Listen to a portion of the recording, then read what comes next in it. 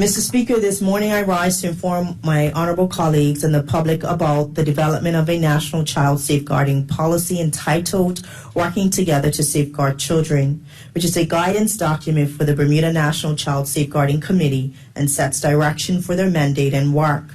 Mr. Speaker, let me first provide a brief historical backdrop on the origin of developing this policy.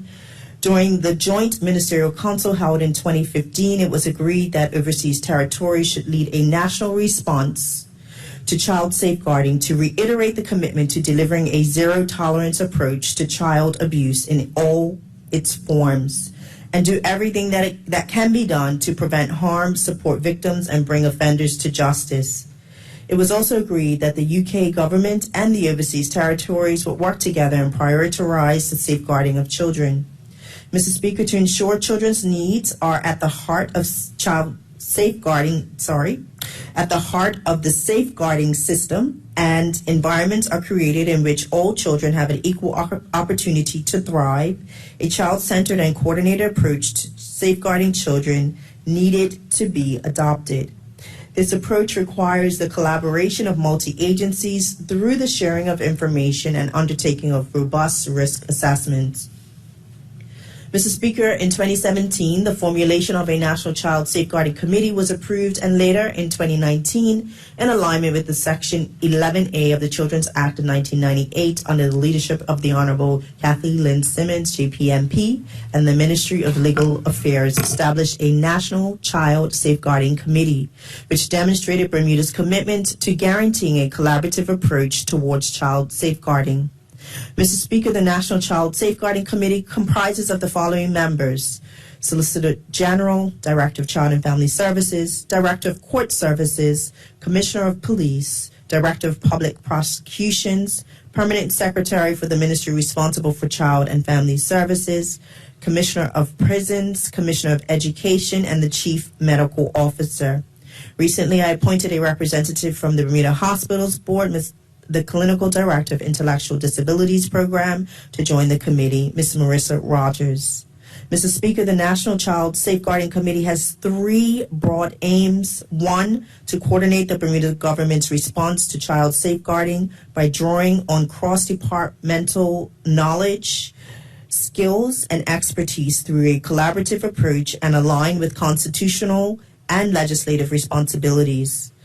Two, to develop effective multi-agency work to safeguard children from all forms of abuse through comprehensive policies established from best practice. And three, to foster collaboration with community partners and strengthen safeguarding protections and prevention systems through a zero-tolerance approach to child abuse. However, Mr. Speaker, the overall purpose of the Child Safeguarding Committee is to develop a national plan of action. This plan of action includes making recommendations on effective mechanisms that will cause the authorities in Bermuda, such as government ministries, departments, clangers, and child-focused agencies, to function in unison and develop the needed legislation, policies, procedures, and activities to safeguard and promote the welfare of children in Bermuda. Mr. Speaker, in 2017, the UK Foreign Commonwealth Office supported the visit of two FCO consultants to the island to share with the National Safeguarding Committee the work undertaken in the UK for child safeguarding. A mini-conference for all agencies represented on the committee was held at the Bermuda Underwater Exploration Institute, where the consultants made several presentations. It was the information shared at this mini-conference that steered the subsequent development of a national child safeguarding policy.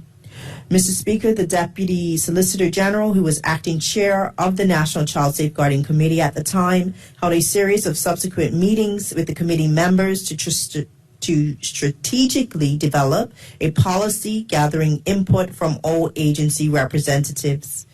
The Director of Public Prosecutions, who was then acting as legal advisor to the Attorney General, collated all the information from committee members and structured what is now the first ever National Child Safeguarding Committee policy for Bermuda, entitled Working Together to Safeguard Children. Mr. Speaker, the policy is structured around three broad objectives: to strengthen the legislative framework, to strengthen the collaborative framework, and to strengthen the community protection framework. Each of these frameworks comprises specific recommendations to amend legislation or for the committee to implement and or execute activities collaboratively to safeguard and promote the well-being of our children in Bermuda. Mr. Speaker, the implementation of the National Safeguarding Policy will place Bermuda in a better position when we have to report on compliance with the UN Convention on the Rights of the Child.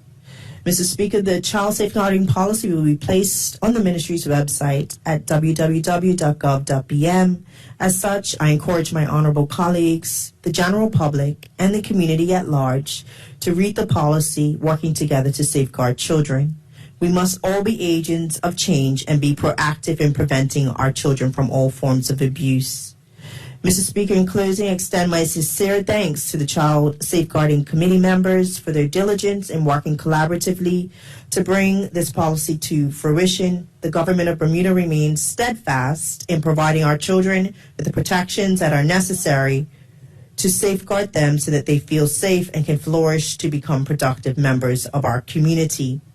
The future of our island is dependent on our children, so let's work together to safeguard them now for their future destinies. Thank you, Mr. Speaker.